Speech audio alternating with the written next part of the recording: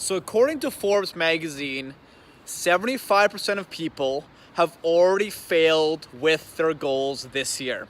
We're 30 days into 2019, and many parts of that stat ring true to me because I have been part of that 75%. Because quite frankly, there's too many things that change in a year, and what's more demotivating than setting a goal, even sharing it with friends, and then suddenly it doesn't work out? Why set them if you can't predict the future? Now, I thought like that for a very long time, and things changed after I found a process. So for the new friends in the channel here, my name is Paul. I want to talk about how with a very simple template and a mindset, you can set the right goals, reinforce them correctly, and then actually adjust them iteratively instead of forgetting and setting them until next year. So I'm suggesting to you a 90-day process, pretty simple, every quarter where you set your goals, 3 different pillars: health, professional, and personal goals. And then I'm going to show you exactly how do you reinforce those goals so you don't forget. And then, when shit hits the fan, how do you pivot those goals? That's a really key thing.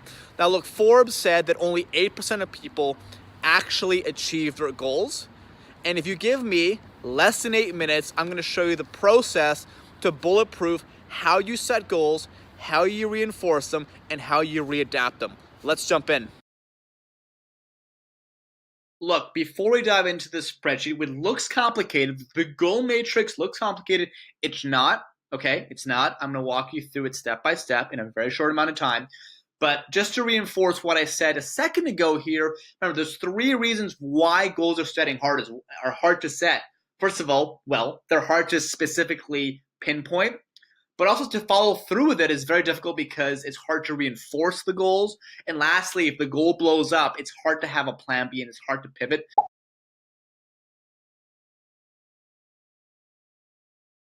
So this spreadsheet accomplishes all of that. Let's go by step here. So firstly, I kind of lied to you. You do want to think of your yearly goals, but the key difference is you don't want to hold yourself accountable to the yearly goals as much as you want to do with a 90-day goal template.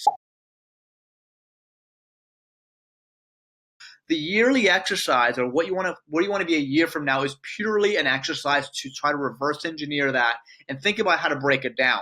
But honestly, I have never even come close to my yearly goals. It's always been on a quarterly basis, and things will change a lot. So what I've done, you see at the bottom of the spreadsheet, if you kind of go to the last tab here, what you'll see is that I have my year goals. And I'm going to focus in for today's example on one of my health goals. It's around running the 400 meters. Now, what I've done, and just focus on this one cell here, I expect to break 54 seconds in 400 meters by the end of the year.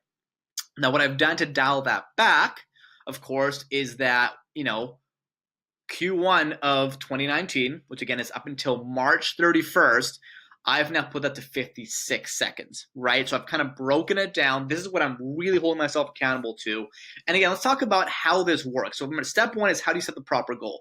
You got to set a SMART goal. So if you haven't heard of that, Google it. It's usually something that's very specific. It's measurable. You know exactly the increments of it. For example, seconds. I know my time span here. It's something that's attainable. It's not too crazy. It's really kind of results focused, and it's something that you can really measure. And lastly, it's time bound, right? It's something you have a time limit on. So these are all the sort of the fundamental SMART goals. What I've done as well is, again, I have primary health goals, personal goals, and career goals. What primary means is that I'm really holding myself accountable to these. I have back of mind goals, and these are ones that are not mission critical, but they're things that I will try to do it concurrently, right? Because I also want to make sure that I'm stretching properly. I want to make sure I'm trying new boot camps and yoga to keep my flexibility going, but I haven't really done the full exercise there. You can, right? But I really recommend starting with at least one goal. That's really important. So again, around setting it, these are very, very important. And again, I got very specific here. Now, second part of this, how do you reinforce the goal? Probably I think the hardest part of the process is how do you reinforce a goal? So what I've done is you have weekly activities, right? So I've actually laid out my schedule for the week on what kind of exercises I'm going to do to get towards this goal. And I have a progress tracker. So at the midpoint between 1st of January to end of March, February 15th, am I within zero point 0.5 seconds of my goal? So have I timed myself, right, to be at within, let's say, 56.5 seconds, which actually at a track meet a week ago, I went 56.63. So I'm super close. I'm definitely on track. And the most fun part of this all, and really what helps you achieve these goals and attain them, is reinforcing it with actual people.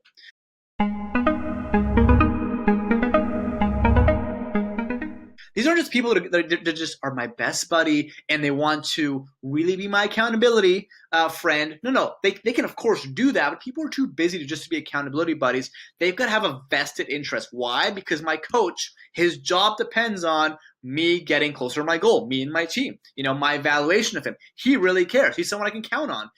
People actually on my team, of course, they probably have similar goals, and I can actually do these activities with them and brainstorm and tweak them and have new ideas. They're really involved because selfishly, they're also on the same path. So who do you know who might actually have a similar goal? How do you find out? Start sharing your goals. And even people that are like kind of like perhaps like a potential Olympian, someone that I've gotten to know back in Vancouver, I'll send them a message here and there and be like, hey, like, what's your diet plan? What's the way you've done this? Do you have any new workouts? So you got to think of like people that are close to you, aspirational people, and also things like podcasts, blogs, books. I have resources that I actually on a weekly basis add things as I learn, because this whole spreadsheet is very robust. You can learn with it. Super, super important. So I've talked about how to set goals properly. I've talked about how to reinforce them, and I've sort of touched on how to make sure you can actually pivot them if necessary, right? So here are some back of mind goals. If God forbid I break my leg and I can't do any of this here, possibly I'll be able to do better stretching and maybe yoga, right? Depending on what kind of yoga I do. So this gives you a repository of back of mind goals that might actually end up being a primary goal, and it could be in your second quarter of the year, third quarter of the year, or you can maybe squeeze it in right into your quarterly goal. I don't recommend it, but you can move around with these. And of course, you can also do them concurrently. And these are things that I'm really trying to do, but I'm not going to be depressed if I don't hit it. You never have to be depressed out of anything, but you get my point, right? I'm not as accountable to these, but I still think it's important to have a running list of other goals. So look, that's really it. This is sort of the foundation of the goal matrix. This is something that I recommend that you make a copy of.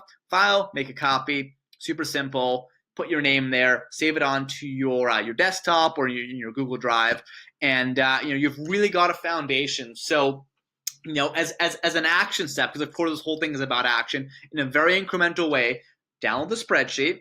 And if you want to join what's right now a very tight group of people that are following this process, we do monthly accountability sessions where either it's a phone call, we go for a run and try to honestly just work on one of our goals while we're sort of talking about it, or we'll do a coffee just to get ideas on different ways to approach these goals. A lot of times I actually think of new goals based off me being inspired from someone else and then telling us a certain goal that they have, which is really, really exciting.